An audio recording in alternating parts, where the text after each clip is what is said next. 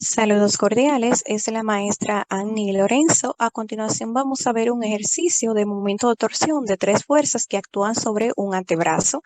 Primero recalcar que un antebrazo es la parte del brazo que corresponde desde el codo hacia la muñeca.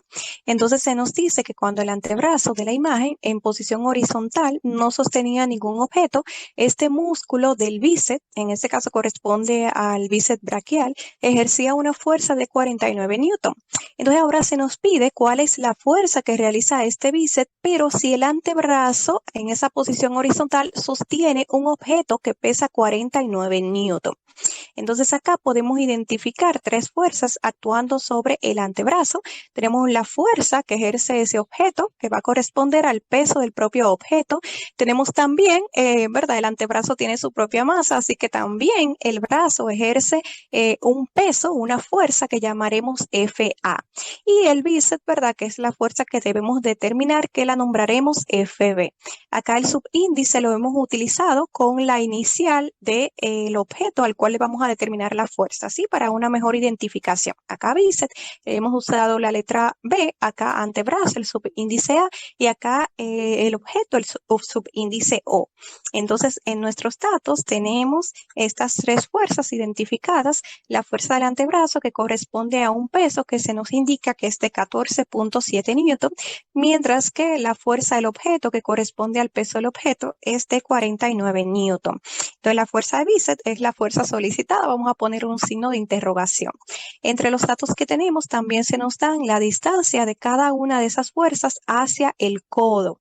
Para tener una mejor identificación adelante, vamos a utilizar también el mismo subíndice que el de las fuerzas. Es decir, por ejemplo, la distancia que va desde el objeto al codo, vamos a denominarla como DO, y en este caso vemos que es igual a 38 centímetros. Por ejemplo, acá las fuerzas están en newton y la distancia nos están dando en centímetros.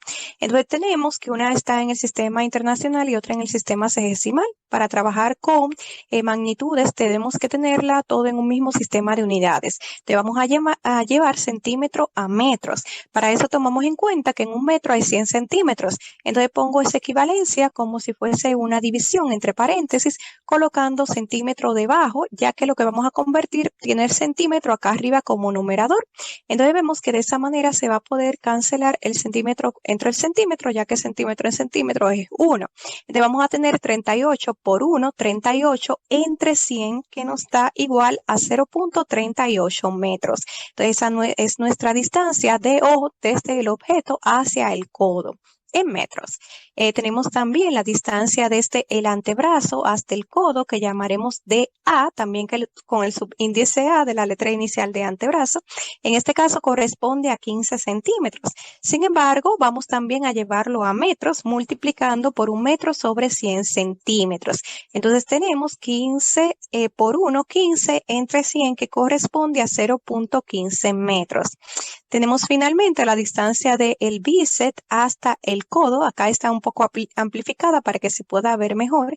Corresponde a 4.5 centímetros. Llevada también a metros, multiplicamos por un metro sobre 100 centímetros. Entonces tenemos 4.5 por 1, 4.5 entre 100 igual a 0.045. Entonces nos queda en la unidad de metros. Entonces, ¿qué sucede? Que acá estamos viendo en la imagen que el antebrazo permanece en una posición horizontal. Por ejemplo, si el brazo estuviese moviéndose, pues vemos que aunque se mueve hacia arriba o hacia abajo, hay un punto que permanece fijo en la misma posición, que en este caso corresponde al codo. Esto nos está diciendo que si el antebrazo se mueve hacia arriba o hacia abajo, entonces va a rotar, ya que la rotación es un movimiento en el cual un punto se mantiene en la misma posición como fijo, ¿sí? Entonces, si el brazo se mantiene así en esa posición horizontal, nos está diciendo la torsión total que puede ejercer cada una de esas fuerzas, pues al final es igual a cero, ya que vemos que nuestro antebrazo no está rotando, ¿de acuerdo? Entonces, eso matemáticamente lo representamos como que la sumatoria de los momentos de torsión es igual a cero. Acá este símbolo representa de sumatoria. Eso nos está diciendo que al sumar la torsión que puede generar la fuerza del bíceps, la fuerza del antebrazo y la fuerza del objeto nos va a dar igual a 0. De como acá vemos, ya sustituimos acá la sumatoria por cada una de nuestras torsiones. La sumamos la torsión que puede generar el bíceps más que la que puede generar el antebrazo más el objeto igual a 0. Entonces, ¿la torsión cómo la podemos determinar? Bueno, la torsión es un producto vectorial entre el vector fuerza y el vector de desplazamiento. En magnitud, es decir, su valor positivo, lo podemos obtener multiplicando la magnitud de la fuerza por la magnitud del desplazamiento por el seno del ángulo que forman ellos dos, tanto la fuerza como el desplazamiento. Entonces, ¿qué sucede? Que así el antebrazo en esa posición horizontal, vemos que tanto la fuerza al bíceps con acá el punto donde se encuentra el codo, es decir, el antebrazo acá lo podemos visualizar como una línea horizontal, vemos que forma un ángulo entonces de 90 grados con la fuerza al bíceps o por ejemplo con el peso del antebrazo, con el del objeto. Entonces, ¿qué sucede? Que el seno de 90 grados es igual a 1. Entonces, en nuestro caso vemos que ese momento de torsión va a ser igual a la magnitud de la fuerza por la magnitud del desplazamiento por el seno de 90, que es 1, que nos va a dar la magnitud de la fuerza por el desplazamiento. Entonces ya sabemos que al sustituir en nuestra ecuación, pues cada torsión va a ser igual al producto de la fuerza por la distancia, ¿sí? Entonces, ¿qué sucede? Que como es una suma vectorial, además de sustituir acá ya por esos valores, tenemos que tomar en cuenta qué signo le corresponde, si un signo positivo o un signo negativo. Para esto yo voy a esquematizar acá, por ejemplo, nuestro antebrazo y las fuerzas para que podamos deducir esto mejor. Por ejemplo, acá el punto fijo, que ya sabemos que es el codo, lo voy a poner así con un punto azul. Entonces, mi antebrazo, como está horizontal, va a corresponder a esta línea horizontal. Te vamos a ponerle cada una de las fuerzas. Acá vemos que hacia abajo actúa la fuerza del objeto y la del antebrazo, y hacia arriba actúa la fuerza del bíceps. Entonces, ¿qué sucede? Bueno, que vamos a identificar la torsión que puede realizar cada una de estas fuerzas, pero vamos a verla por separado, ¿sí? Para poder identificar de mejor manera. ¿Qué sucede? Que, por ejemplo, si una de esas fuerzas provoca que el brazo gire en sentido horario, es decir, igual como giran las agujitas del reloj, pues entonces se le va a corresponder un signo negativo, ¿sí? Si en cambio la fuerza realiza una torsión, es decir, hace que el antebrazo gire, pero en sentido antihorario, es decir, contrario a las agujitas del reloj, pues ese signo lo vamos a tomar como positivo, ¿sí? Te vamos a iniciar con la torsión que puede realizar el bíceps, ¿de acuerdo? Entonces ya sabemos que sería multiplicar esa fuerza por su distancia, sin embargo vamos a ver qué signo le corresponde. Para eso yo voy a visualizarla, conceptualizarla como si estuviera sola en mi imagen, ¿sí? Voy a colocar las mismas distancias que ya tenemos arriba.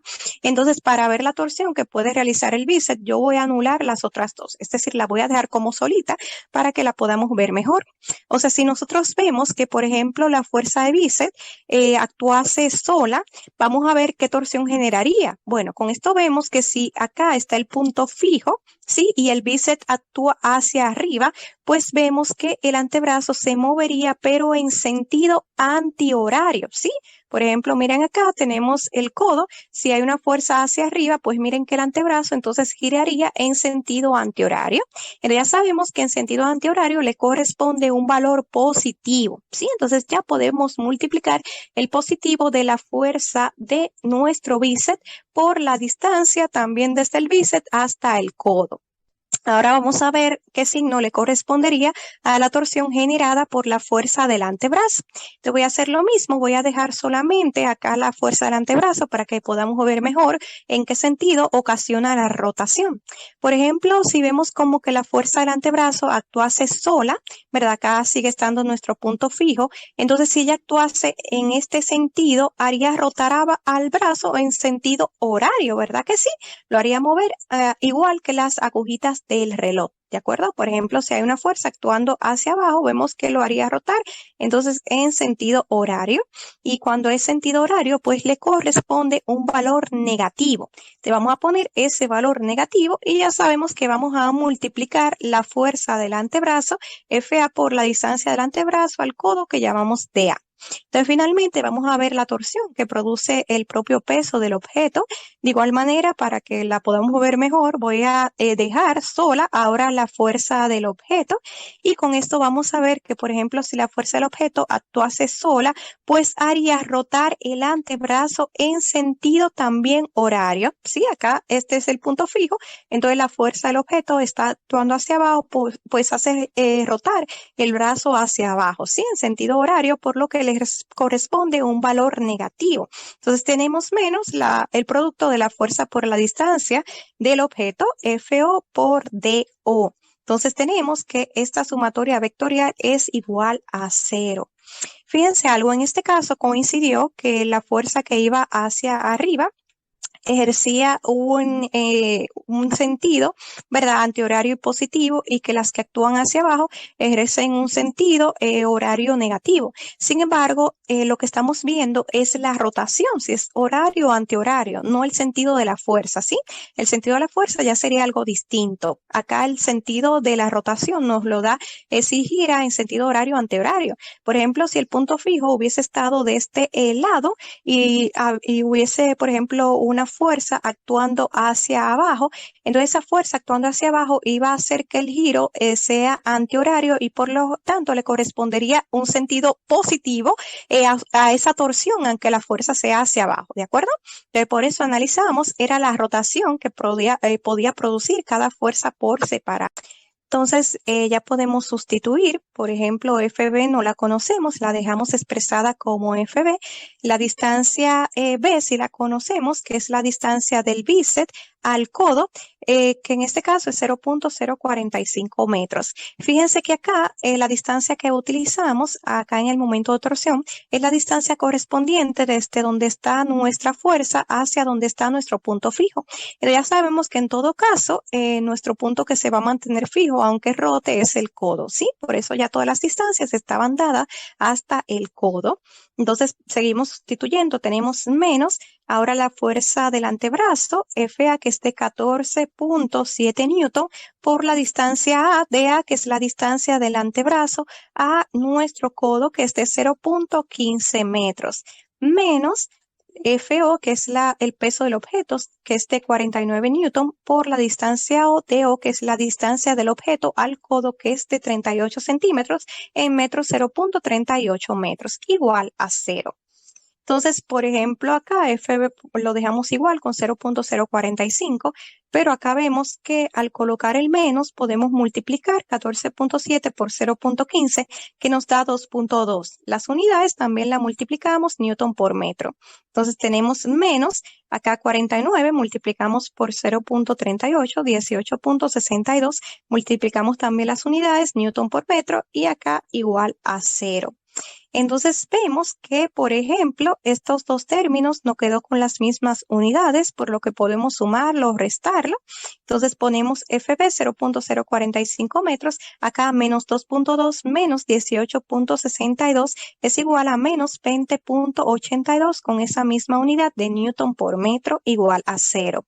Y ya podemos despejar nuestra incógnita, que es la fuerza del bíceps. Por ejemplo, acá tenemos que el 20.82 newton por metro está restando, pues pasa para el otro lado del signo de igual como sumando. Tenemos también que 0.045 metros estaba multiplicando al lado de FB, entonces para pasarlo al lado derecho del signo de igual pasa con la operación inversa, que sería dividiendo.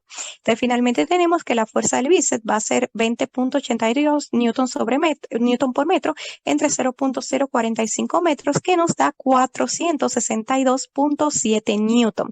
Ya que vemos que acá metro entre metro nos da 1, entonces nos queda la unidad de fuerza en el sistema internacional de Newton, igual como estaban expresadas las fuerzas iniciales. Entonces, con esta respuesta, ¿qué podemos analizar?